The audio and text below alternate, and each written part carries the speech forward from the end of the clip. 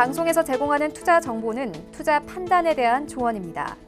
방송에서 제공하는 주식의 가치, 가격 상승 및 가격 하락에 대해서는 방송사에서 보장하지 않습니다. 이 시각 헤드라인 뉴스입니다. 세계은행이 올해 세계 경제 성장률 전망치를 지속된 제조 부진과 미중 무역 분쟁의 영향에 따라 2.5%로 하향 조정했습니다. 한국의 성장률 전망치는 별도로 제시하지 않았는데 신흥시장과 개발도상국 성장률은 무역과 투자 둔화에 따라 0.5%포인트가량 낮아질 것으로 전망됩니다. 트럼프 미국 대통령이 이란의 미사일 공격에 대해 군사적 맞대응에 선을 그으며 현지 시간으로 8일 나스닥 지수가 역대 최고치를 경신했습니다. 이날 밤 이라크 바그다드의 대사관 밀집 지역인 그린존이 로켓 공격을 받았는데 국제 유가와 금값도 하락세로 돌아섰습니다. 한국개발연구원 KDI가 최근 한국 경제에 대해 일부 지표가 경기 부진이 완화될 가능성을 시사하고 있다고 진단했습니다. 다만 아직 낮은 성장세에 머물러 있는 것으로 판단된다고 밝히며 투자와 제조업 부진이 지속되고 있다고 지적했습니다. 데이터 3법이 국회 법제사법위원회를 통과했습니다. 데이터 3법은 IT, 금융, 유통 등의 산업에서 빅데이터 분석을 위해 비식별 조치된 가명 정보를 활용할 수 있도록 규제를 낮추는 법안으로 이에 따라 오후에 열리는 본회의에서 상정되고 또 처리될 것으로 전망됩니다. 시청자 여러분 안녕하십니까. 오늘장 내일장 출발하도록 하겠습니다. 서정덕입니다. 시장이 정말 퐁당퐁당이라는 말이 그대로 맞아떨어지고 있는 이번 주 증시입니다. 하루가 급등하면 하루 급락하고 또 하루 급등하면 급락하는데 어제 정말 말 그대로 급락이었습니다. 폭락 수준의 코스닥을 보였는데 그 부분을 그대로 되돌림을 하고 있는 상황입니다. 일단 점입가경으로 지금 치닫던 이란 사태가 해결 실마리가 좀 보이고 있는 상황이죠. 주저했던 증시가 반등에 성공한 건데 트럼프 대통령이 군사적 맞대응은 하지 않을 것이다. 선을 그었고요. 경제 제재로 지금 응수를 하겠다라고 이야기를 한 바가 있습니다. 그리고 조금 전에 그린존 로켓 발사 부분이 있었는데 이 부분 역시 인명피해 없었고요. 지금 사전 교감을 통해서 지금 미사일 공격을 하고 서로 입장 발표를 하는 게 아닌가라고 CNN 쪽에서 이야기가 나온 부분이 있습니다. 지속적으로 긴밀하게 채널을 통해서 스위스 채널을 통해서 이란과 미국이 실리를 챙기고 있었다라는 이야기가 나오고 있고요. 그러다 보니까 미사일이 떨어졌다라는 얘기가 나오는데도 시장은 꿈쩍을 하지 않는 상황입니다. 현재 1%대 코스피는 코스닥은 3%대의 상승을 보이며 하락분 모두 돌리고 있습니다. 이란 사태는 조금씩 진정이 되어가고 있는 분위기고 나스닥은 최고치를 경신했습니다. 이제 우리 시장의 본질을 좀 봐야 될 것 같은데 어제 저점 매수에 대한 이야기가 분명히 나왔던 것 같습니다. 저점 매수 들어오고 있는 상황이고요. 오늘 알고 보면 옵션 만기일입니다. 실적 시즌 지금 도래한 상황이고요. LG 같은 경우에는 어닝 쇼크가 나왔고 삼성은 어닝 서프라이즈가 나왔습니다. 하나하나 좀 보면서 실적 시즌 옵션 만기일 대비해 보도록 하겠습니다. 코스피부터 확인해 보도록 하죠. 2177.64입니다. 1.22% 올라가고 있고요. 코스피도 어제 떨어진 만큼 올라갑니다. 하루간의 흐름을 좀 정리해 보도록 하죠. 자, 보시면 지금 2180포인트도 장 초반에 터치를 한 바가 있습니다. 워낙에 지금 코스피, 코스닥 모두 다 지금 잘 달리고 있는 상황입니다. 자, 다음 살펴볼까요?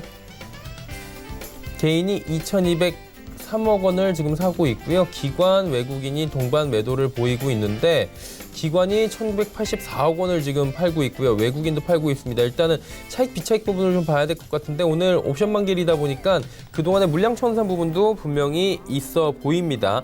자, 다음 살펴보도록 하죠. 역시 삼성전자입니다. 삼성전자 오늘도 2%대의 강세를 보이고요. SK하이닉스 이제 10만 원 얼마 남지 않았습니다. 삼성전자 우선주도 올라가고요. 네이버도 상승하고 삼성바이오로직스도 올라갑니다. 다음 살펴보도록 하죠.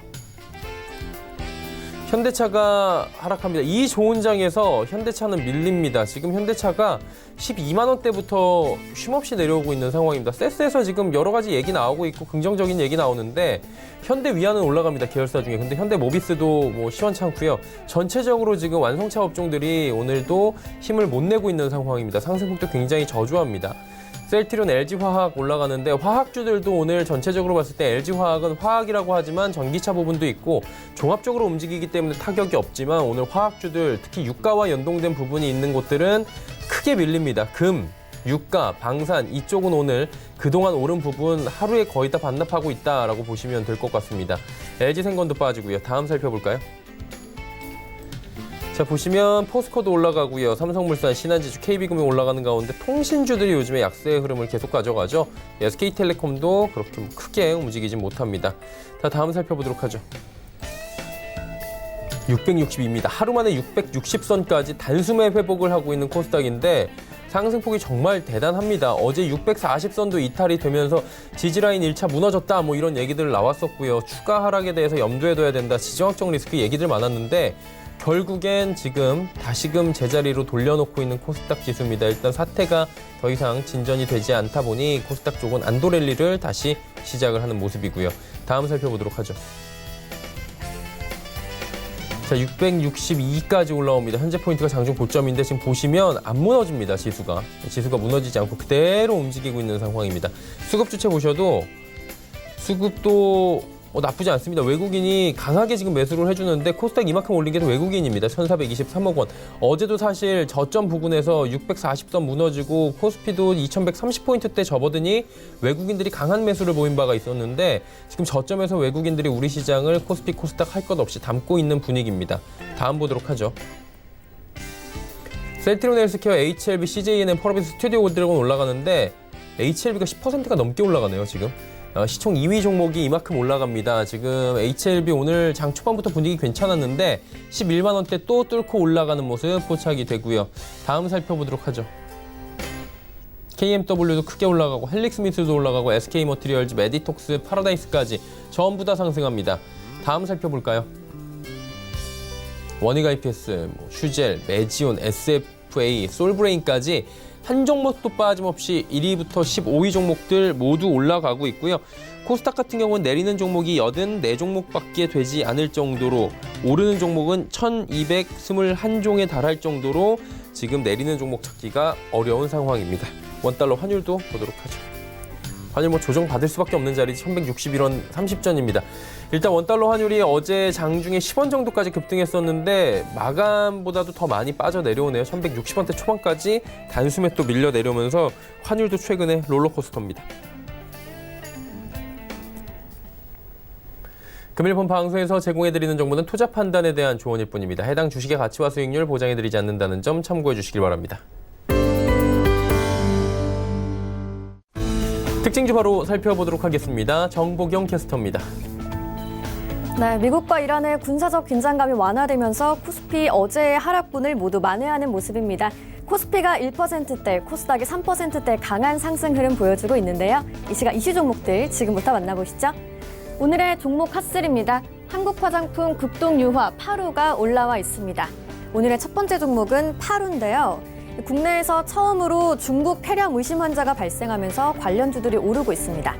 파루는 현재 전날 대비 6.48% 올랐습니다. 2,875원에 거래 중입니다.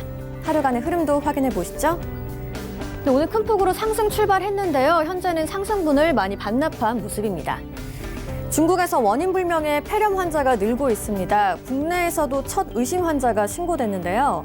질병관리본부가 중국 우한시를 방문했던 30대 중국 여성이 원인 불명의 폐렴 증상을 보여 격리 치료 중이라고 밝혔습니다. 양성 또는 음성 여부를 최종 판단하는 검사 결과는 일주일 정도 뒤에 나올 것으로 예상되는데요. 이 같은 소식에 파루, 체시스 등 백신 방역 관련주들이 오늘 상승세를 보였습니다. 다음 종목 만나보시죠.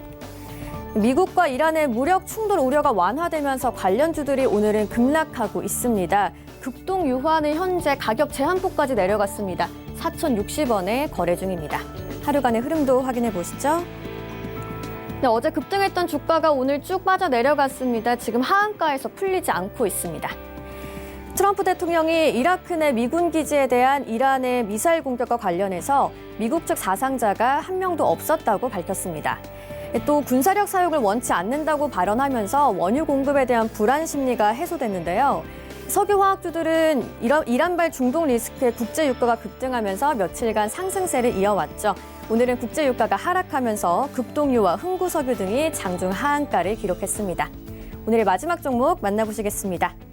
업황 개선에 대한 기대감에 화장품주들은 연일 상승하고 있는데요. 한국 화장품이 현재 8.97% 올랐습니다. 12,750원에 거래 중입니다. 하루간의 등락폭도 확인해 보시죠.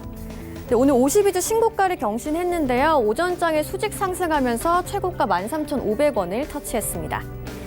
화장품 업황에 훈풍이 불어오고 있습니다. 4분기 면세점 산업 매출이 호조를 보이는 데다가 최근 중국 관광객 5,000명이 인천으로 단체 관광을 오기도 했는데요.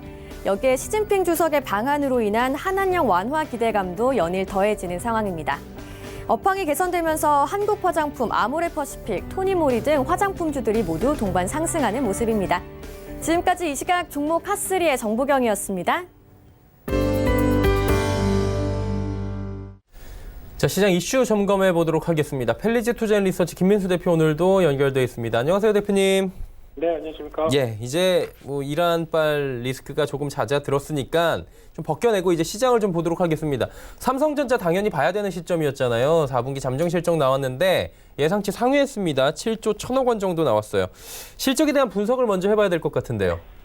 네, 연초에 좀 어지러웠던 지정학적 리스크가 한 단계 좀 벗어나는 분위기고요. 그러면 다시 시장에 대해서 또 본질에 집중을 해야 될 시기라고 생각되고 있고요. 그런 차원으로 봤을 때 어제 시장에 여러 가지 얘기가 많다 보니까 삼성전자 중요한 실적 얘기가 많이 들어갔다라고 보여지고 있는데 그와 관련돼서 일단 실적 관련된 분석을 좀 더 해보게 되면요. 일단 첫 번째로 4분기 실적, 분기 실적 흐름들만 보게 되면은 일단 작년 동기 흐름은 별 의미가 없을 것 같습니다. 워낙 부진하다는 걸 잘 알고 있는 상황이다 보니까 오히려 지난 분기와 앞으로의 동향들이 가장 중요할 걸로 보여지고 있는데 지난 분기보다도 지난 분기가 워낙 7조 7천억대 좀 약간 서프라이즈하게 나왔기 때문에 그보다는 못할 것이다라는 전망들이 많았고요. 하지만 한 6조 5천억 정도 나오지 않을까라는 부분보다는 또 상대적으로 좋게 나왔다라는 부분들을 봤을 때 일단 바닥은 실적 관련해서 찍었다라고 보는 게 맞을 상황이라고 봐야 될 것 같고요. 특히 1분기까지도 아마 영업이익이 크게 지금 보여지는 7조 원대 전후 수준에서 나올 가능성이 높다라고 바라보고 있는데 하지만 2분기부터는 좀 바뀔 위상이 높다라는 관점 쪽에서 아마 영업이익이 8조대로 회귀하는 현상과 함께 조금 더 자신감이 붙지 않을까 그렇게 바라보고 있는 상황들이고요. 특히 부분별 동향을 보게 되면 반도체 쪽에서 변화가 좀 나왔는데 특히 DRAM 쪽에서 서버 쪽의 수요가 강했다라고 얘기하고 있고요. 상대적으로 먼저 가격이 반등하고 있는 낸드 플래시에 대한 출하량이 호조를 보이다 보니까 반도체 쪽만 영업이익이 3조 원을 넘겼다라고 하게 되면 나쁘지 않은 숫자고요. 또 하나 IM이라고 하는 스마트폰 관련된 부분 쪽도 갤럭시 노트 10이 판매가 잘 됐고 또 원가를 잘 관리를 했다. 그리고 갤럭시 폴드에 대한 영향권들 보게 되면 나쁘진 않은데 상대적으로 중저가 라인이 좀 부진했다고 보여지고는 있지만 그래도 영업이익 한 2조 원대 정도까지 보게 되면 그렇게 크게 나쁘지 않다고 보여지고 있는 상황들이고요. 디스플레이는 여전히 부진합니다. 그래서 올해 OLED 관련된 쪽에 대한 변화들은 계속 체크를 해야 될 부분들인데 그런데 여기서 이제 중요한 부분들이 과거 삼성전자가 2017, 2018년도 실적을 잘 냈던 가장 대표적인 요인은 반도체였습니다. 그러니까 즉 반도체 하나가 거의 실적의 상당 부분을 차지하면서 끌어냈다고 한다면은 이제 이번부터는 반도체는 그동안 좀 조정권을 받았다가 다시 업황이 회복되는 흐름인 가운데 한쪽이 아니라 양날개를 펼치는 상황들이죠. 특히 대표적인 이 IM 부분, 스마트폰 부분 같은 경우는 앞으로 이어지고 있는 이 5G 관련된 쪽의 개화기 그리고 또 갤럭시 폴드와 관련된 폴더블 폰에 대한 여러 가지 영향력 이 부분을 생각했을 때 한쪽으로만 치우쳐졌던 실적 흐름들이 오히려 어떤 스마트폰 부분까지 가게 된다. 그러면은 그때보다 좀 더 배가가 되는 실적 흐름들이 나오지 않겠느냐. 이렇게 확인하는 게 가장 실적의 면밀한 변화에 대한 추정이라고 생각이 들고 있고요. 그러다 보니까 연간 실적 기준으로 보게 되면은 일단 2017년도, 18년도에 반도체 호황기 때 나왔던 실적들을 잠깐 제하고 나게 되면 물론 작년 실적들이 안 좋았다고는 하는데 여전히 매출은 계속 연간 기준으로 확대되는 추이로 나타나고 있고요. 그를 뺀 수치로 보게 되면은 반도체 업황 호황기를 제외했었을 때 거의 좀 평이하게 2015, 2016년도 수준 정도까지는 계속 유지를 하고 있다는 관점으로 보게 되면 특수 상황이 배제됐었을 때 나오는 여러 가지 여파들은 그렇게 나쁘지 않다는 쪽으로 바라보고 있고요. 특히 가장 중요한 게 매출의 확장세라고 생각합니다. 그래서 이 매출의 확장세와 함께 나오는 변화까지 기대를 해보게 되면 아마 영업이익은 올해 회복세의 무게를 맞출 것 같고요. 아마 그 2017, 2018년도 반도체 특수까지 들어가는 실적 흐름들은 내년이면은 거의 그 정도 수준을 나오지 않을까라고 보여지고 있는 상황이기 때문에 실적 변화에 대한 기대감이 상당히 높은 상황이라고 봐야 되겠죠. 근데 이제 주가 수준을 보게 되면 지금 작년 순이익을 추정해 보게 되면 약 한 22조 원 정도로 생각하고 있는데 지금 이제 시가총액이 330조 원이 넘어갔습니다. 이렇게 되면은 PER로 계산하게 되면 15배 수준. 이거 국내 기업들 치고는 좀 비싼 게 아니냐 이런 관점이 나올 수도 있는데 하지만 이제 올해 예상 순이익이 한 30조 원 가까이 될 거고요. 내년에 또 그 전년도 2018년도 수준 정도까지 회복한다라고 하게 되면 아직 미래 기대감이 반영되는 차원에서 완전히 비싸다고 보기는 좀 힘든 상황들이고요. 또 하나 글로벌 경쟁사 대비를 봤을 때도 그렇게 크게 떨어지지 않는 상황들. 대표적으로 애플이 PER 계산을 해보게 되면 21배, 22배 정도 수준까지 올라와 있고요. 특히 대만의 TSMC라고 하는 쪽에 비메모리 반도체 쪽에 중점을 갖고 있는 회사 같은 경우도 한 20배, 또 삼성전자보다 기술력이 떨어진다고 평가되고 있는 마이크론 테크놀로지 같은 경우도 17배 이 정도 수준인데 스마트폰과 반도체를 다 어우르고 있는 삼성전자 수준을 봤을 때는 지금 주가가 그렇게 비싸다고 보기는 힘든 상황이 아닐까 생각이 들고 있고요. 게다가 또 배당까지 감안한다. 배당률을 계산하게 되면 한 2.5% 정도 나오는데 그런 동향까지 생각하게 되면은 주가가 지금 단순하게 비싸다라고 보기는 힘든 상황이 아닐까라고 생각 들고 있고요. 또 하나 PBR, PER 밴드 추이를 봤었을 때는 지금 주가 수준들이 그래도 꾸준하게 올라오다 보니까 확장세 쪽에서 어떤 직전 고점대를 넘어가는 그런 변화 쪽으로 봤을 때 실적이나 자산 대비 당장은 싸 보이지는 않습니다. 하지만은 아무래도 어떤 지금 IT 업종의 특성상 앞으로의 실적 흐름들이 계속 회복될 것이다라는 기대감이 반영되는 측면으로 나오게 되면 그에 따른 개연성이 높다라고 했었을 때 실적은 그리고 주가는 당연히 고점대를 안착할 가능성이 높다는 관점 쪽으로 바라봐야 될 것 같고요. 그런 쪽으로 봤었을 때는 섹터 관련된 쪽으로 보게 되면 또 IT에 대해서 계속 제가 몇 달 전부터 노래하는 흐름들과 똑같은 추세인데요. 특히 말씀드렸던 메모리 반도체에 대한 개선, 거기다가 비메모리 쪽은 육성을 하겠다는 의지, 또 갤럭시 폴드가 강화되고 5G가 강화되고 하면 스마트폰 관련된 부분들, 또 OLED 투자는 LCD에서 탈피해서 퀀텀 쪽으로 넘어가겠다라고 하는 의지가 상당히 큰 만큼 그에 따른 섹터를 보게 되면 마찬가지로 중소형주나 부품주를 투자하실 때도 이 관련된 어떤 영향력을 확인하시면서 주식 투자의 방향성 그리고 전략을 짜가는 게 좋겠다라고 말씀드리고 싶고요. 다시 한번 말씀드리지만 기승전 IT입니다. 기승전 IT 얘기해 주셨습니다. 지금 IT 사실 관련이에요. 여기도 다 5G인데 지금 CES 2020 라스베이거스에서 열리고 있잖아요. 5G 국내 관련주 동향 좀 살펴봐야 될 것 같은데 어제 좀 조정받고 오늘 또 가네요. 네. 5G도 지금 흐름을 보게 되면 작년 하반기가 조금 힘들었었죠. 주가가 먼저 올라온 게 아니냐. 그래서 실적은 조금 실적 대비해서 먼저 간 주가에 대해서 많이 염두를 했었던 부분들인데 근데 지금 흐름을 보게 되면 5G의 어떤 통신사의 투자를 봤었을 때 작년에 약간 하반기에 약간 이연된 투자가 있습니다. 그러다 보니까 생각만큼 좀 실적이 덜 나왔다라는 관점 쪽에서 주가의 조정권이 있었고요. 하지만 여전히 4G 대비해서 5G는 투자액이나 그리고 투자를 이끌어가는 전반적인 흐름들은 적어도 4G 이상은 충분히 될 것이다라는 관점으로 나오게 되면 여전히 실적에 대한 기대감은 높다고 봐야 될 것 같고요. 특히 아직까지는 지금 5G를 써도 음용 지역이 있다. 즉 LTE 쪽으로 바뀐다라는 쪽에 대한 흐름이 나오다 보니까 이를 계속 보완할 걸로 보여지고 있고요. 그러다 보니까 아직까지 가입자 수가 5G가 약 한 449만 명, 작년 12월 달 기준으로 봤을 때는 이 부분이 조금 더 커버리지가 확대되기 시작하게 되면 좀 더 빠르게 변할 가능성이 높다라는 쪽으로 바라보고 있고요.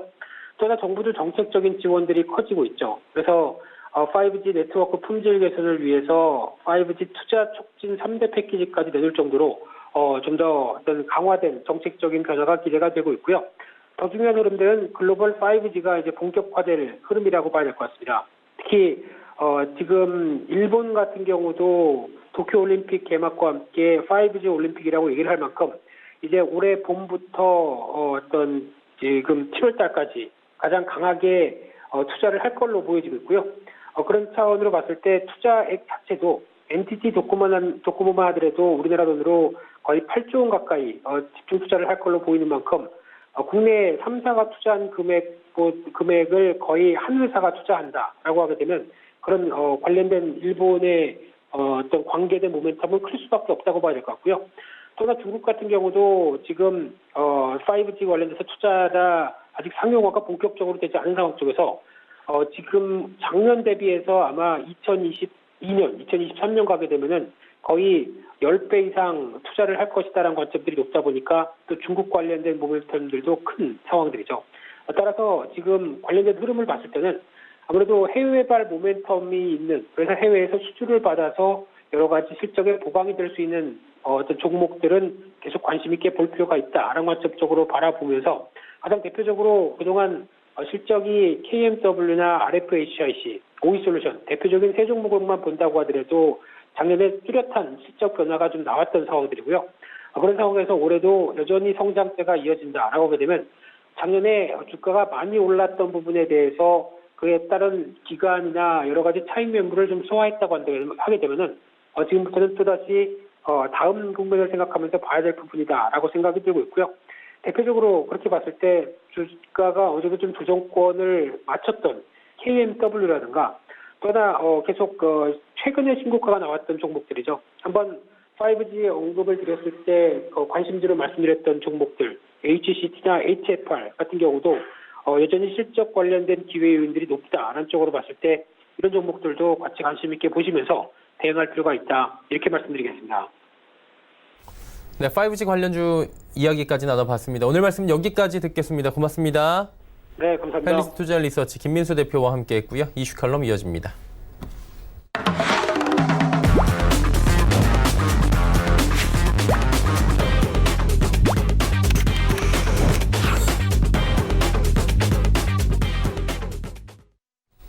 미중산업경제연구소 조용찬 소장과 함께하도록 하겠습니다. 소장님 안녕하세요. 예, 안녕하십니까? 예, 우리 시장만 봐도 그렇고요. 지금 증시 변동성이 전 세계적으로 굉장히 커져 있는 상황인데요. 투신 펀드의 자금 유입에 좀 그러다 보니까 변화가 있나 궁금한데 이 부분은 어떻습니까? 네, 미국의 본사를 두면서 전 세계 금융 상품이죠. 37조 달러 흐름을 조사하는 EPFR이라는 회사가 있는데요. 여기에서 발표한 12월 투신 펀드의 자금을 보면은 3개월 연속 1천억 달러가 넘게 유입이 됐습니다.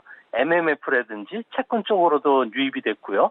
주식형 펀드 같은 경우에도 12월에 132억 달러가 유입이 됐는데요. 11월에 비해서는 한 220억 달러가 감소했지만 특히 신흥국을 중심으로 해서는 자금이 크게 늘었다고 합니다. 신흥국을 보면요. 2개월 연속 순유입세가 커지고 있는데요. 이 중에 이머징 아시아 같은 경우에는 무려 80억 달러가 유입이 됐고요. 중국은 45억 달러, 한국은 39억 달러로 전달이 14억 달러였던 걸 비교해 보면 상당히 크게 늘었다는 겁니다. 아무래도 미중 간의 1단계 무역 협상이 진정됨에 따라서 자금이 크게 늘었던 것으로 분석이 되는데요. 결국 주식형 펀드는 세계 경기 회복 중에 금융 완화 정책을 각국이 동조해서 펼치고 있고요. 또 향후 기업 실적 회복에 대한 기대감이 살아있기 때문에 앞으로 자금 유입은 계속 진행이 된다는 점에서는 변동성 확대 시 주가를 저점에서 매수하는 전략도 바람직하지 않을까 보입니다. 주도주 반도체가 지금 어느 정도 선반영되고 있다, 그리고 좋아질 것이다라는 얘기가 나오는데 이 부분이 지금 주가 조정에 지금 빌미를 주는 것이 아니냐라는 얘기들도 한편에선 나오잖아요. 그러다 보니까 제조업 회복 속에서 반도체 또 지금 많이 떨어져 있던 게 자동차고 화학, 기계 이쪽이 같이 올라가면서 이런 동반 성장이 수반될 수 있을까라는 부분인데 이 부분은 어떻게 보는 게 좋을까요? 네, 작년 여름부터 주가 상승을 이끌었던 것은 여전히 반도체인데요. 5G라든지 AI, 자율주행 자동차, 데이터 센터용 투자가 좀 늘어난다는 게 호재로 작용을 했습니다. 하지만 11월 반도체 매출을 보면은 전년보다 마이너스 10.8%로 바닥은 친 것은 맞지만 회복 속도가 빠르지 못하고 약하다는 겁니다. 이 때문에 일각에서는 제2의 IT 버블이라는 지적을 하는 사람들 때문에 현재 반도체 주가들이 이전보다 강하지 못한 것으로 보여지는데요. 현재 반도체 같은 경우에는 반도체 시황이 회복될 것이라는 기대감이 선반영이 되어 있는 상태입니다. 2017년도부터 18년도에 반도체 상승 랠리를 보면은 데이터용, 센터용 투자가 반도체 매출을 폭발적으로 늘렸던 거에 비교해 보면은 현재 주가 조정은 좀 거쳐야 되지 않을까 보이는데요. 다행인 점은 세계 주가와 연동성이 강한 글로벌 제조업 PMI 같은 경우에는 회복세가 뚜렷해지고 있다는 겁니다. 반도체를 중심으로 IT와 관련된 전자부품이라든지 디바이스 업종 같은 경우에는 생산 활동이 현재 활발해지고 있고요. 향후 증시가 계속 상승한다면 반도체가 아니라 이제는 자동차, 기계, 화학의 주가 회복이 필수적으로 따라올 가능성이 크다는 점에서 앞으로 신형 자동차의 교체 수요가 나타난다면 순환매 속에서 주가도 선순환 국면에 들어갈 수 있을 것으로 보여진다는 점에서 자동차와 관련된 모멘텀을 좀 앞으로 좋은 쪽에 해석을 해주시는 게 좋지 않을까 보여집니다. 예, 자동차 관련주들이 조정이 좀 길게 오고 있는데 올해는 조금 긴 안목으로 봐도 될 것 같다라고 말씀을 해 주셨고요. 이제 이란 사태를 좀 여쭤봐야 될 것 같아요. 지금 좀 잦아들긴 했고 이 부분으로 다시 올라왔는데 이게 왜 화해를 못하는지 배경이 있잖아요. 이 양 국가 간에. 이 배경부터 좀 들어볼까요? 네, 지난 40년간 오랜 수적 관계를 오바마 대통령 때는 핵 합의로 인해서 어느 정도 개선이 되는가 싶었습니다. 하지만 2018년에 트럼프가 핵 합의를 일방적으로 탈퇴를 하고요. 경제 제재죠. 원유 수출 봉쇄라든지 달러 결제망에서 이란을 퇴출시키면서 상황이 급격히 악화가 됐는데요. 이 때문에 이란이 추정하는 무장 세력이죠. 27일 날 이라크에 대한 로켓 포격으로 인해서 미국인 민간인 1명이 숨지게 됐고요. 지난 3일에 미군이 이란 혁명대 수비대 솔레이마니 사령관을 이때 이제 드론으로 공격을 했습니다. 복수를 천명한 이란이 이라크 주둔 미군 공군기지의 미사일 공격을 감행함에 따라서 현재 어느 정도 트럼프가 직접적인 군사 개입은 안 하겠지만 앞으로 다양한 형태의 비정규전 형태의 공격이 일어난다면 그야말로 일촉즉발의 상황으로 치달을 수 있는 상황인 것으로 보여집니다. 네, 이번에 사망한 솔레이마니 장군에 대한 이야기도 나오잖아요. 지금 추도식에 어마어마한 인구가 몰렸다가 사망자도 나왔다라고 하는데 어떤 인물인지 좀 궁금하고요. 미국 같은 경우에는 지금 비난도 좀 있는 상황이잖아요. 그럼에도 불구하고 제거 작전을 펼친 이유가 궁금하네요. 네, 솔레이마니는 혁명수비대에서 대공작을 담당했던 인물이고요. 아무래도 특수부대인 쿠두스 군대를 20년 이상 이끌어왔던 탁월한 군사 지도자로 평가받고 있습니다. 이란에서는 최고 지도자인 하메네이에 이어서 사실상 2인자로 차기 대통령 후보로 꼽힐 정도로 국민적인 영웅이었는데요. 미국 국무부 같은 경우에는 솔레이마니가 이라크에서만 지금까지 608명과 관련된 살해에 관여가 돼 있고요. 또 이라크 주둔 미군에 대한 10회 이상 공격을 감행했던 주범으로 보고 있습니다. 이 때문에 앞으로 미국인의 희생을 미연에 방지시키기 위해서 제거 작전에 나선 것으로 보여지는데요. 미국 같은 경우에는 외교적으로 해결되지 않으면 군사 옵션을 사용할 수 있다는 것을 이번에 보여줬기 때문에 북한 김정은으로서도 새로운 도발을 억제할 수 있는 어느 정도의 충격은 준 것으로 평가를 받고 있습니다. 군사적 충돌이 이제 어느 정도 트럼프 대통령 같은 경우 오늘 우리 시간으로 새벽 성명을 통해서 군사적 충돌은 피할 것이다라고 이야기를 했지만 이란이 이번 로켓 공격에 이어서 미국과 동맹국들에게 공격을 또 할 수도 있는 상황이다라는 부분은 아예 제로인 게 아니기 때문에 좀 봐야 될 것 같은데 어떤 공격을 만약에 한다면 감행할까요?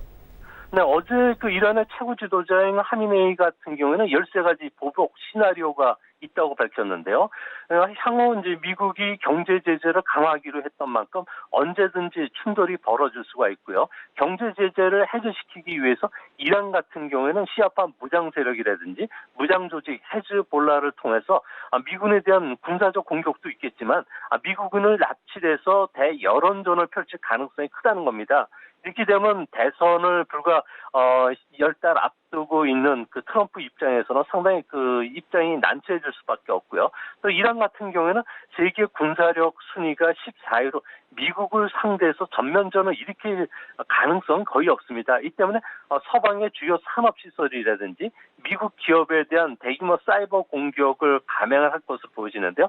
벌써 미국 기업에 대한 사이버 공격을 했다는 그 여러 가지 징후들이 좀 나타나고 있는 상황입니다. 이외에도 혁명 수비대 같은 경우는 소형 고속정을 이용해서 호르무즈 해협을 항해하는 주조선에 대한 자폭 공격을 감행한다면 석유 수송과 같은 대동맥이 막힐 가능성이 크고요. 이렇게 되면 세계 여론도 미국에 좀 불리하게 돌아갈 가능성이 있습니다. 이에도 공약한 대로 UAE라든지 이스라엘에 대한 그 탄도 미사일 공격을 감행할 가능성이 높다는 점에서 여전히 미국과 이란 간에 어느 정도 대화 국면으로 들어가기 전까지는 안심할 수는 없는 상황으로 보여집니다. 그렇다면 이란의 사이버 공격 얘기가 요즘에 나오는데 북한도 지금 사이버 공격 능력이 굉장히 좋다라고 수준급이다 얘기가 나오고 있는데 이게 위협적인 수준입니까, 이란도?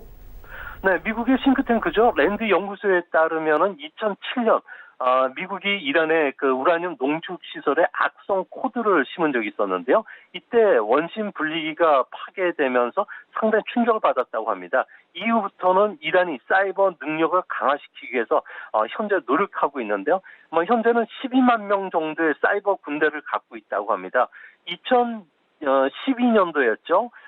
사먼 그리고 스톤 드릴이라는 그 와이퍼 악성 코드를 이용해서 사우디 아람코에 3만 대 컴퓨터를 파괴시키기도 했고요. 이웃 나라죠.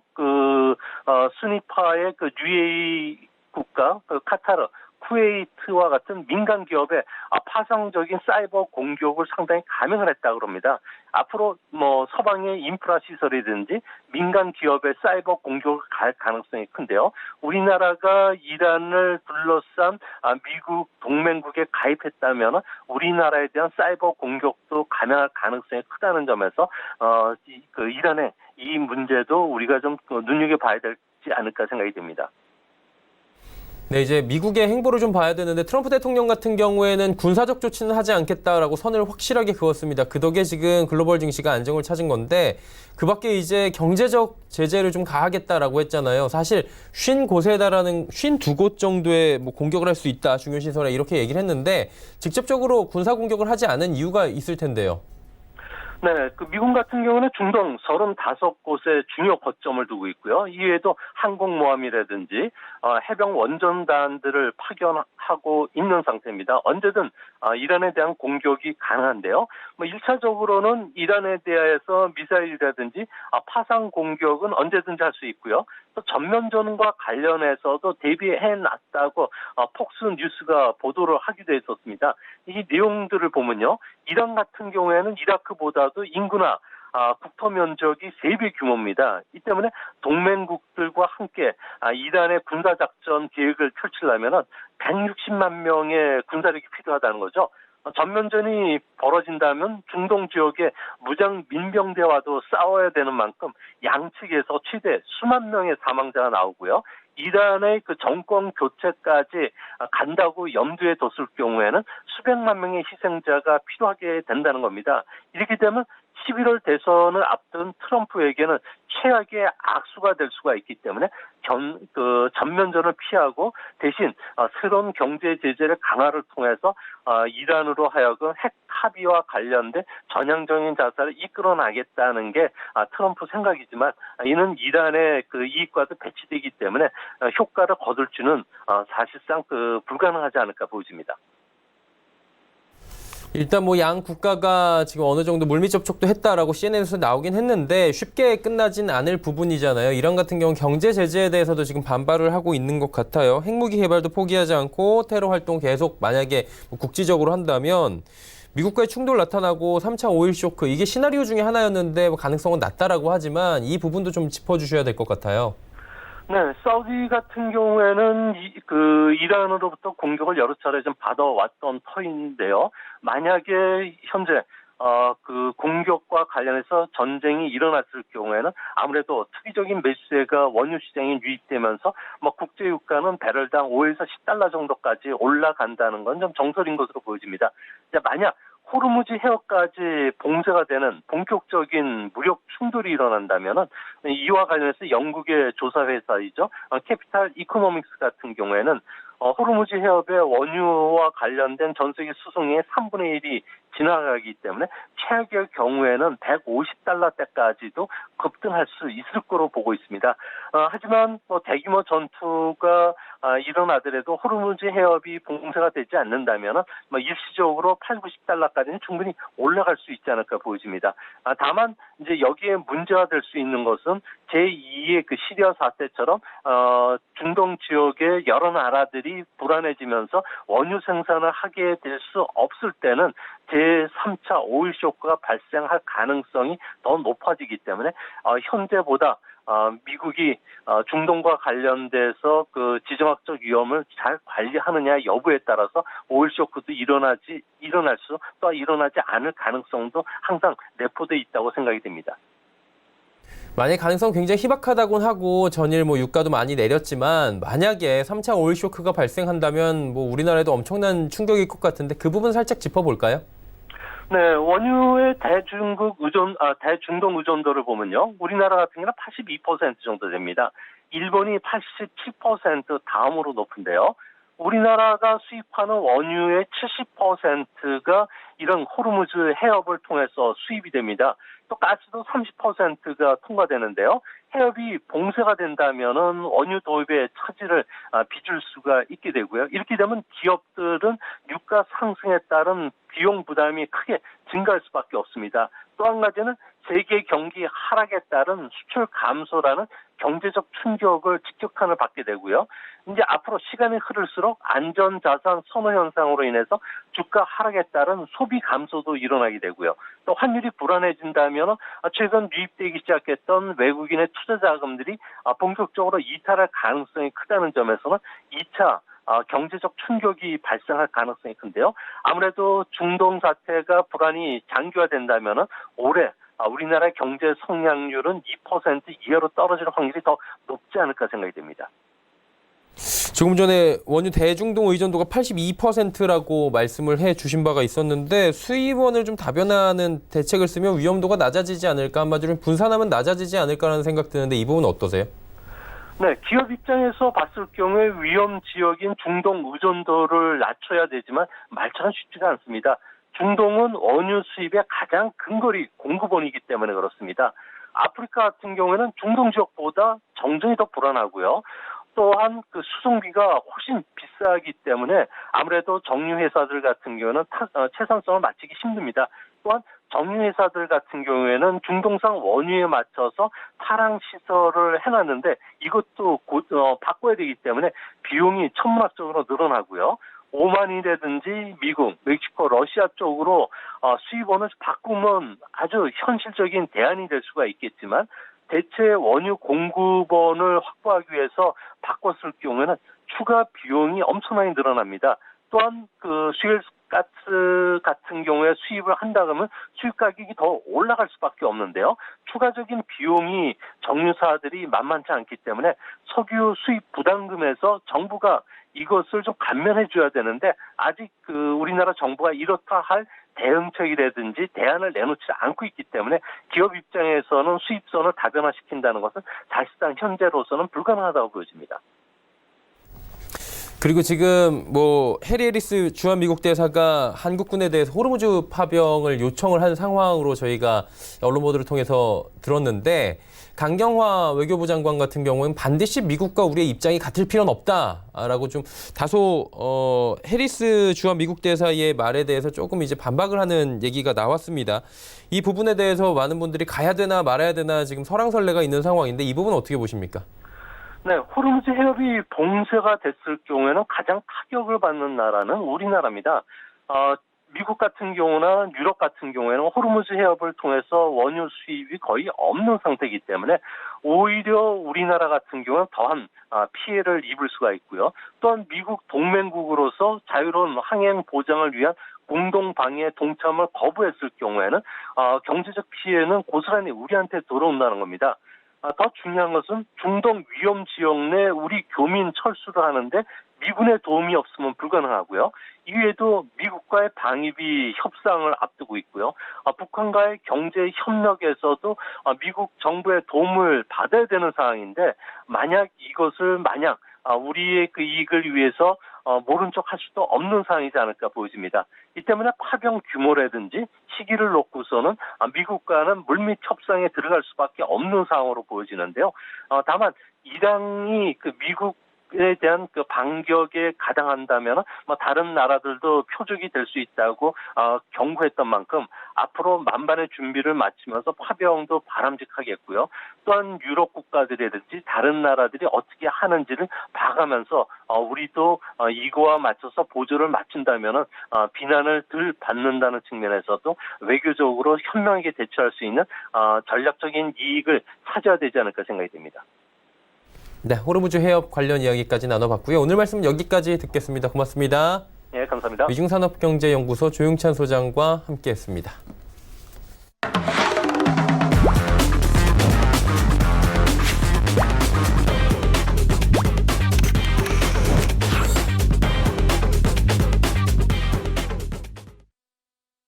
네, 이제 종목 이야기 바로 출발하도록 하겠습니다. 마태투자연구소 주마태 대표와 함께합니다. 어서 오세요. 네, 안녕하십니까. 네. 다행히 대표님 오시는 날 시장 상황이 괜찮아져가지고 좀 편안하게 여쭤볼 수 있을 것 같은데 오늘 어떤 종목 좀 볼까요? 네, 종목 소개를 하도록 하겠습니다. 첫 번째 종목 한빛소프트부터 출발하도록 했는데요. 한빛소프트는 게임 회사로 잘 알려져 있죠. 게임 서비스, 드론 판매업, 교육 사업 등을 영위하고 있습니다. 게임 포털 사이트 한빛온을 운영하는 이제 온라인 게임, 그라나도 에스파다, 위드 에이카, 오디션 등과 또 모바일 게임 클럽 오디션 등을 보유하고 있는데요. 한빛 유비쿼터스 엔터테인먼트, 한빛 드론, 또 브릴라이트 등 3개 회사를 연결 대상 종속 회사로 보유하고 있죠. 올해 모바일 전략 역할 수행 게임 RPG라고 하는 삼국지 난무, 또 오디션 지식 재산권을 활용한 모바일 게임 퍼즐 오디션, 그리고 모바일 MMORPG 게임인 엣지 오브 크로니클, 또 그라나도 에스파다 모바일 버전, 그리고 3인칭 슈팅 게임 등 다양한 게임을 국내외에 론칭할 계획으로 알려져 있습니다. 동사는 지난해 모바일 게임 도시 오브 M을 론칭하면서 게임업계 최초로 낚시 예능 게임 장르를 개척했으며 신작 게임들을 통해서 유저들에게 이제까지와는 다른 새로운 재미를 선사한다는 방침으로 알려지고 있습니다. 특히 신작 라인업 중에서도 일본 스퀘어 에닉스와 공동 개발하고 있는 남부 삼국지 난무와 건슬링구에 주목할 필요가 있는데요. 게임 모드 스퀘어 에닉스의 기존 IP로 전작에서 각각 500억 그리고 2천억 원 전후의 매출을 올린 바 있어서 기대가 되고 있습니다. 한편 100% 지분을 가진 자회사 한빛 드론을 통해 드론을 유통하고 또 교육 등의 문화 콘텐츠를 생산하는 드론 사업도 영위 중에 있습니다. 드론 사업 매출 증가로 동사는 매출 다각화를 점차 시현하고 있고요. 사우디아라비아가 한국에 드론 대공방어 체제 도움을 요청했다고 알려지면서 자사인 한빛 드론을 통해 5G 가드 드론 기술을 보유하고 있는 이 동사가 주목받기도 했습니다. 이외에도 자회사 브릴라이트를 통해서 블록체인 게임 플랫폼을 구축하는 등 블록체인 사업 또한 전개하고 있어서 미래 사업으로서 진행하는 것을 기대해 볼 수 있겠고요. 이제 차트의 흐름상을 보시게 되면 12월 달에는 조정기를 좀 거쳤습니다. 조정기를 거쳐서 이제 바닥권을 형성을 하고 또 12월 말부터 거래량을 일으키면서 1월 지금 주가 3,300원을 형성하고 있는데요. 지금 주가는 바닥권을 형성하고 있고 오늘 전체적인 코스닥 시장의 상승과 맞물려서 소폭 상승하고 있는데 지금 현재의 흐름은 바닥은 잡았다라고 판단이 되고요. 이 흐름에서 상승을 지속하는 경우 목표가 3,700원을 설정하고 대응해 볼 수 있다 이렇게 말씀드려 주시고요. 어제 저가 어제 3,100원대까지 3,130원까지 빠졌던 것은 과도한 하락이었는데 어제의 저점인 3,130원을 깨뜨린다면 위험하기 때문에 선절가는 3,100원을 잡고 대응하도록 하겠습니다. 목표가는 3,700원, 선절가는 3,100원을 제시하도록 하겠습니다. 두 번째 종목 말씀드리도록 하겠는데요. 위지윅 스튜디오가 되겠습니다. 위지윅 스튜디오는 컴퓨터 그래픽 그리고 비주얼 이펙트 기술 기반의 서비스 제공을 하고 있고요. 영화, 드라마 등에 대한 영상 기술 제작 서비스뿐만 아니라 뉴미디어 콘텐츠에 대한 영상 기획 서비스를 포괄적으로 제공하고 있습니다. 특히 통신사의 경우 5G 가입자를 확대하기 위해서 VR, AR 등 모든 종류의 가상화 개념을 아우르는 익스텐디드 리얼리티, 이 확정 현실 콘텐츠 제작에 투자를 확대할 것인데 이 CG 그리고 VFX 기술을 접목시킨 콘텐츠 퀄리티 향상에 대한 니즈가 요구될 것이기에 통신업체와의 다양한 사업 제휴 그리고 이에 따른 또 매출 기여가 기대되고 있습니다. 월트 디즈니로부터 국내 최초로 VFX 전체 공정 오디트 통과를 해서 기술력을 인정받았는데요. 이는 글로벌 OTT 시장의 성장과 맞물려서 비주얼 FX, 이 시각적인 특수효과 제작에 구조적인 수요가 확대될 기회로 작용하게 될 것으로 전망이 됩니다. 주로 특수효과를 담당해 왔는데요. 영화 신비의 동물 사전 2, 앤트맨과 와스프 등에 참여를 했었고요. 통신사 SK텔레콤 의뢰로 AR, VR 등 실감 미디어 제작으로 사업을 확장하고 있죠. SK텔레콤은 동사의 컨텐츠 독점 공급을 통해서 서비스 경쟁력을 확보할 계획인 것으로 알려지고 있고요. 또 인터넷망 통한 영상 컨텐츠 제공, 즉 OTT 플랫폼으로 변화를 후회하고 있는데요. 이 OTT 서비스 시장이 확대가 되면서 드라마 편성이 늘며 또 SF와 판타지 등을 소재로 한 드라마들이 등장하고 있습니다. 시청자들의 눈높이가 높아지는 만큼 영상 구현을 위한 이 CG와 VFX 작업의 구조적 증가가 예상이 되고 있습니다. 차트를 보시게 되면 최근에 동사가 무상증자 200%를 하면서 주주 가치를 제고하며 주가가 급등을 했었습니다. 제가 작년에도 2번 정도 추천했던 종목인데요. 작년에 설정했던 목표가는 이미 넘어섰고 최근에 보시면은 거래량을 크게 일으키면서 또 추가 상승을 꾀하고 있는 그런 자리에 와 있습니다. 6,100원대 지금 형성하고 있는 주가인데요. 이전에 갔던 고점이 7,180원이었습니다. 다시 고점을 향해서 갈 수 있다는 전망이고 그래서 목표가는 7,000원으로 설정을 하도록 하고요. 그리고 순저가는 5,500원을 제시해드리도록 하겠는데요. 급등한 주가가 일봉 21선에 가까워오면서 21선을 깨뜨리면 위험할 수도 있겠습니다. 그래서 21선을 깬 자리인 5,500원을 선저가로 정하고 목표가는 7,000원을 바라보면서 대응하는 전략으로 안내를 드리도록 하겠습니다. 세 번째 종목은 한솔 테크닉스라는 종목인데요. 한솔 테크닉스는 파워 모듈 및 휴대폰 관련 부품 제조를 하고 있습니다. 한솔 그룹 계열사로서 파워 모듈 부품, 또 LED, 인골 웨이퍼, 또 태양광 모듈, 휴대폰 제품의 생산 및 판매를 하고 있고요. 2015년 하반기부터는 휴대폰용 무선 충전 RX 모듈 사업에 진출했고 또 2016년도부터는 삼성페이 RX 모듈이 중저가 휴대폰에 적용되면서 확대가 되고 있습니다. 파워 모듈 부분 매출의 성장과 또 수익 개선이 이루어질 것으로 보여지는데요. 무선 충전 모듈이 점차 확대 채용이 되고 있고 또 TV용 파워 모듈의 제품 믹스, 또 생활 가전 부분의 매출 확대가 계속 이어지고 있습니다. 또 베트남 법인에서 이제 최대 실적이 계속 이어지고 있는데 베트남 법인의 생산 능력이 월 400만 대 정도로 해서 4년 만에 거의 2배로 급증하는 그런 현상이 이어지고 있습니다. 또 TV 및 가전용 파워 모듈 성장의 지속과 또 무선 충전 모듈 실적 개선에 힘입어서 1조 원 이상의 매출도 기대해 볼 수 있게 되겠고요. 또 삼성전자 스마트폰을 위탁 생산하는 업체로 향후 외주 생산은 이를 바탕으로 TV, 또 냉장고, 세탁기 등 다양한 가정으로 확대될 것으로 전망이 되고 있습니다. 특히 올해는 이제 도쿄올림픽, 또 유로 2020 등 대형 스포츠 이벤트로 인해서 프리미엄 TV 판매량 확대가 예상됨에 따라서 이 회사의 TV용 파워 모듈 부분의 고성장이 기대가 되고 있습니다. 동사의 주가의 흐름을 보시게 되면 사실 어제의 그런 전체 코스닥 시장의 하락에도 불구하고 어제 큰 하락이 일어나지 않으면서 오늘도 주가 급등이 시현되고 있는데요. 사실 오늘 시초가 9,580원에 시작되는 것을 보고 원래 목표가는 9,990원 이렇게 설정을 했다가 목표가를 1,500원으로 올렸었습니다. 목표가를 1,500원으로 올렸었는데 현재가가 지금 1,400원입니다. 목표가에 거의 근접을 해버렸는데 사실 이 현재의 주가의 흐름상 보게 되면 지금 주봉에서 보게 되면 주봉에서 저항대가 보여지지 않는 그런 상황입니다. 월봉으로 보게 되면 월봉에서 이제 기준선 저항 하나가 좀 보여지는데 그 자리가 1,900원입니다. 그래서 목표가를 상향 조절해서 1,500원에서 1,900원으로 1,900원은 이제 월봉에서의 기준선 저항이 있으니까 1,900원에서 매도로 대응하는 전략을 말씀드리겠고요. 손절가는 9,000원을 제시하도록 하겠습니다. 네, 세 종목 잘 들어봤습니다. 지난 시간에 하이로닉 추천을 해주신 바가 있었고요. 오늘은 어떤 종목을 좀 들어보면 좋을지 함께 들어볼까요? 네, 지난번에 추천드렸던 하이로닉은 그날 추천드렸던 종가 5,470원 이상에서 주가가 형성되고 있고요. 그 이후로 5,740원까지 이제 상승을 했다가 어제 조정 보이고 다시 오늘 재차 상승을 하고 있는 회사입니다. 하이로닉의 경우는 피부 미용 의료기기 전문 기업인데요. 개인용 미용기기 시장 규모가 확대되기 때문에 앞으로 지속해서 관심을 가져야 될 종목입니다. 또 유보율은 3,700%나 되고 또 부채율은 10% 전후밖에 안 되는 굉장히 재무 구조가 탄탄한 회사로 알려져 있습니다. 현재까지 지금 5,550원에 형성되고 있는데요. 지난번에 제가 목표가 6,000원을 설정드리고 아직 목표가는 터치하지 않았습니다만 여전히 목표가 6,000원은 유효하다라는 말씀을 드리겠고요.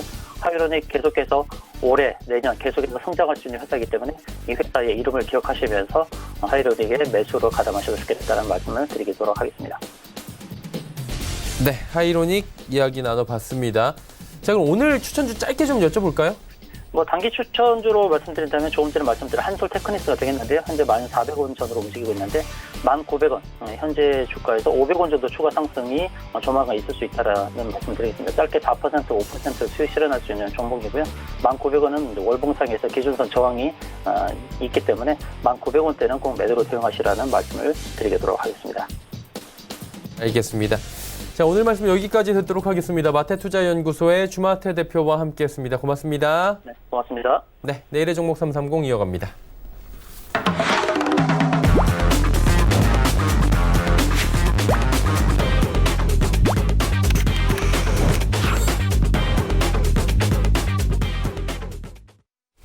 내일의 종목 330 시간입니다. 이지환 멘토 오늘도 함께합니다. 어서 오세요. 안녕하세요. 네, 주제부터 함께 만나볼까요? 자, 삼성전자 4분기 잠정 실적 발표 사실 어제였는데 이게 이란발 리스크로 완전히 묻혔었죠. 삼성전자는 또 잘 갔었고요. 자세한 이야기 나눠보도록 하겠습니다. 네, 삼성전자가 4분기 실적, 잠정 실적을 좀 발표를 했습니다. 전체적으로 불과 한 달 전까지만 해도 실적을 상향시킬 수 있을 거라는 생각을 거의 못했는데 발표된 실적에 따르면 생각했던 것보다는 좀 상향되는 모습을 보였습니다. 특히 이제 반도체 관련된 종목들이 급등하는 모습을 좀 보여주고 있는데 이 부분은 아마 삼성전자 실적과도 상당 부분 연관이 있다라고 말씀을 좀 드리겠습니다. 반도체 영업이익이 한 3조 5,500억 정도라고 지금 발표가 되고 있는데 이러면 이제 시장 컨센서스보다도 상당히 좀 높은 수치고요. 가장 큰 이유가 이제 재고 하락이라는 부분이 좀 선결이 좀 되었고요. 이에 따라서 최근에 수요까지도 확대가 되고 있습니다. 그러면서 D램 가격이 12월 달에 10% 넘는 상승을 하면서 바닥론이 불과 나온 지 얼마 되지 않아서 가격이 상승하는 모습을 좀 보여주면서 전체적으로 메모리 분야가 상당히 좋은 모습을 보였는데 여기에 최근에 낸드 가격까지 상승을 하면서 전체적으로 이 메모리 분야에서의 가격 상승 요인이 상당히 많이 반영이 됐고 그 부분이 지금 현재 1분기에도 이어질 것으로 기대가 되면서 전체적으로 반도체 관련 섹터들이 많이 오르고 있습니다. 특히 이 낸드 가격 상승과 비롯한 부분은 전체적으로 최근에 시스템 반도체나 파운드리 관련된 부분에 대한 기대치가 높았는데 여전히 뚜껑을 열어보니까 역시 메모리 관련된 부분에서 실적 견인이 항상 크게 앞서고 있고 기대감보다는 현재 나오는 부분을 좀 보신다면 반도체 섹터 내에서도 좀 주가 차별 흐름이 나올 수 있다는 부분을 말씀을 드리겠습니다. IM 부분도 역시 선전을 좀 했는데요. 사실 IM 부분은 영업이익이 2조 5천억 정도 발표가 좀 됐습니다. 가장 큰 이유가 하웨이가 미국과 제재를 좀 당하면서 전체적으로 이 중가 폰에서의 선전이 좀 두드러졌습니다. 이 부분이 보통 연말로 갈수록 판매 가격이 좀 저하되는데 이 부분 없이 판매 가격을 유지하면서 판매가 되면서 2조 5천이라는 반도체와 더불어서 상당히 좋은 실적을 유지를 좀 했습니다. 반면 이제 디스플레이 같은 경우는 영업이익 2,900억 상당히 좀 조정이 나왔는데요. 가장 큰 이유가 대형 LCD를 철수하면서 이곳에서의 영업이익 로스가 좀 반영이 되었다라고 보시면 전체적으로 디스플레이 분야에서는 LCD 철회와 함께 OLED의 중국 업체들의 거센 반격, 자, 이 부분이 수익성 악화로 좀 나타났다라고 참고를 좀 하시면 되겠습니다. 그 외에 이제 가전에서도 7,600억 정도 영업이익이 발생을 했고요. 현재 이제 1분기가 좀 중요한데 1분기는 영업이익이 7조 5천억으로 조금 더 확대될 것으로 기대가 되고 있습니다. 그렇게 보면은 가장 큰 주된 이유로 꼽은 게 바로 이제 메모리 부분에 관련돼서 이익이 확대될 것이라는 부분인데 아마 지금 4분기에 바닥을 짚고 상승하면서 1분기에 대한 기대감이 반영된 게 바로 이 반도체 섹터 전반적으로 폭등하는 모습을 좀 보여주고 있습니다. 원래 지금 10월 달 이후부터 계속해서 반등을 줬기 때문에 지금 구간 어떻게 보면 추격 구간이라고 할 수 있기 때문에 이런 호재가 좀 나왔을 때 따라 들어가기는 조금 어려운 부분이 있다라는 부분 좀 캐치를 하셔야 되겠고요. 전반적으로 삼성전자는 1분기도 실적이 좋을 것으로 기대가 되고 있습니다. 삼성전자와 관련된 이야기 나눠봤고요. 이와 관련해서 저희가 관심 갖고 지켜볼 만한 섹터 있다면 좀 짚어주시겠습니까? 네, 역시 이제 좀 전에 말씀드렸던 메모리와 관련된 섹터인데 지금 현재 보시면 이제 반도체 주가들이 처음에 후발주자로 좀 나섰던 시스템이나 파운드리 업체들까지 포함해서 전체적으로 상승하는 움직임을 좀 보이다가 삼성전자 실적 발표를 전후로 해서 이 메모리 쪽에 급등이 좀 날리는 모습을 좀 보여주고 있습니다. 그렇기 때문에 메모리 반도체 관련된 섹터 쪽으로 좀 집중하시는 게 좀 맞을 것 같고요. 1분기에도 실적이 좋게 나올 것으로 기대가 되기 때문에 관심을 가져볼 만합니다. 다만 지금 현재 어제 오늘 지난 상승분해까지 합쳐져서 너무 급등하면서 과열권으로 들어가는 모습을 좀 보여주고 있기 때문에 오히려 시장이 조금 안정화되는 다음 주 정도에 오면 이 IT 섹터 특히 반도체는 오히려 조정권에 들어올 수 있습니다. 그럴 때 조정 기간을 이용해서 매수하는 전략이 좋겠다라고 말씀을 드리겠습니다. 네, 메모리 반도체 섹터 조정 시에 이번에는 한번 노려보자라고 잡아주셨습니다. 이지환 멘토와 이야기 나눠봤습니다. 고맙습니다. 고맙습니다. 금일본 방송에서 제공해드린 정보는 투자 판단에 대한 조언일 뿐입니다. 해당 주식의 가치와 수익률 보장해드리지 않는다는 점 참고해 주시길 바랍니다. 저희가 준비한 소식은 여기까지입니다. 잠시 뒤에는 마감 임박 60분의 승부가 바로 이어집니다. 채널 고정해 주시기 바랍니다. 고맙습니다.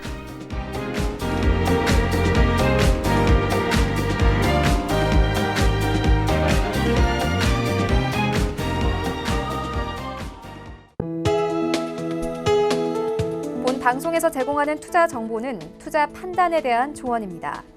방송에서 제공하는 주식의 가치, 가격 상승 및 가격 하락에 대해서는 방송사에서 보장하지 않습니다.